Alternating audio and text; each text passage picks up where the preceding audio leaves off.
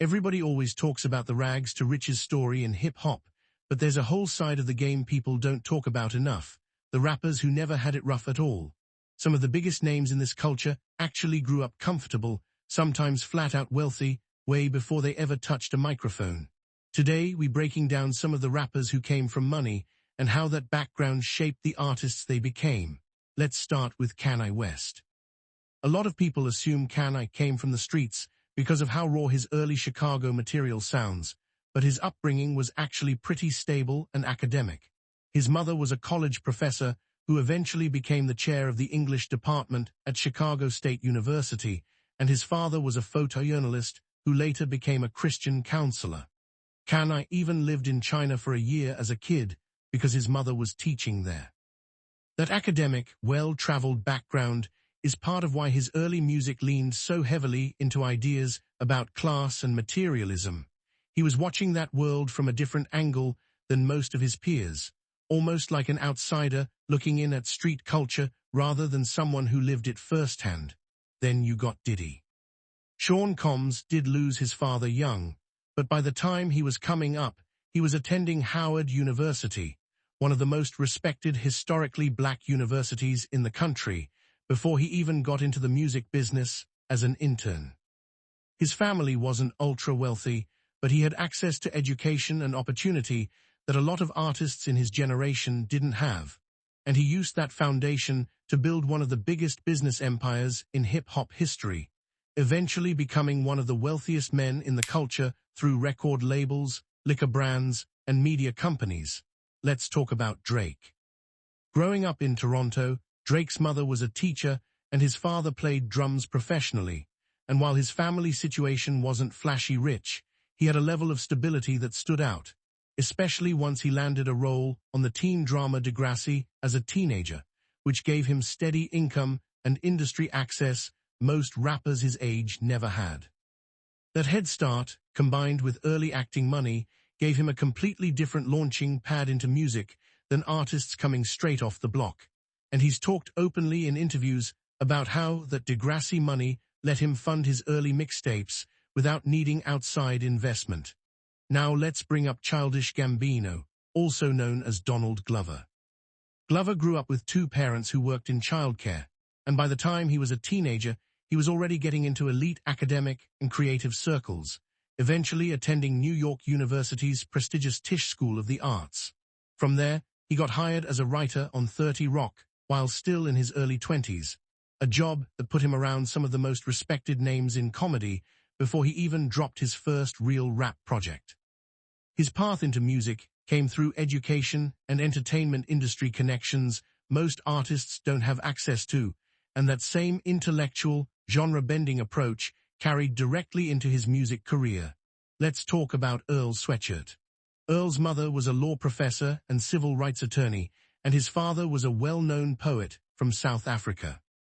Earl grew up around intellectual and literary circles most rappers never touch, attending private school before eventually getting sent to a therapeutic boarding school overseas during his teenage years. That heavy literary influence shows up directly in how dense and wordplay-focused his rhymes are, and even his more introspective, poetic style sets him apart from a lot of his odd future peers who came from rougher backgrounds. One more worth mentioning, Wale. Wale's family situation was working class but stable, and he actually attended Virginia State University and Robert Morris University on a football scholarship before turning to music, giving him structure a lot of artists didn't have at that stage of life, plus a fallback plan most rappers never had access to. And we can't finish this without touching on Jaden Smith. Jaden is the son of Will Smith and Jada Pinkett Smith, two of the most successful entertainers in the world, and he grew up with access to private schools, professional studios, and industry connections literally from birth. His entire path into music, fashion, and film was built on a foundation most artists spend their whole careers trying to reach, from getting cast in major films as a child to launching his own fashion line before he was even old enough to legally sign contracts on his own. Let's add a few more names to this list. MC Solar's American peer, Lupe Fiasco, actually grew up in a fairly stable household on Chicago's West Side, with a father who was a martial arts instructor and former Black Panther who exposed Lupe to a huge range of books, languages, and instruments as a kid. That access to education and structured discipline is a big reason his lyrics are considered some of the most literary and layered in the genre, filled with references most casual listeners have to look up. Then there's Logic.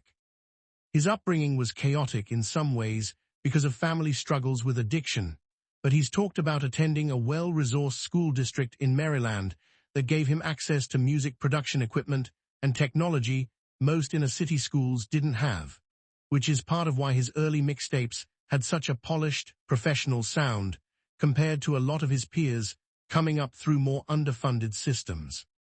We also have to mention Angel Hayes, and on the more extreme end of generational wealth, French Montana's peer in terms of privilege, none other than Chance the Rapper.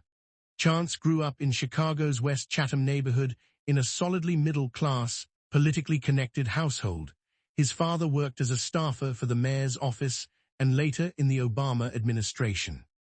That level of access and connection gave Chance relationships and opportunities early on that helped him build an independent career without ever signing to a major label, something almost unheard of at his level of success. Let's also bring up J. Cole for a second, since his story sits right in the middle of this conversation. Cole didn't grow up wealthy. His mother worked hard to support the family, but he did grow up with enough stability to focus entirely on his grades, graduating as valedictorian of his high school class, and later graduating magna cum laude from St. John's University with a double major. That academic path is part of why his music has always leaned analytical and reflective, even though his subject matter often deals with class and struggle from an outsider's, more educated perspective. What's interesting, when you line all these stories up next to the classic rags to riches narratives, is that hip-hop was never actually just one story. Yeah, the streets built a huge part of this culture, but educated, stable, and even wealthy backgrounds shaped just as much of the sound and the content, just in a different direction. Artists who grew up around books, instruments, film sets, and college campuses brought a different lens to the culture, and that mix of backgrounds is part of why hip-hop covers so much emotional and intellectual ground, from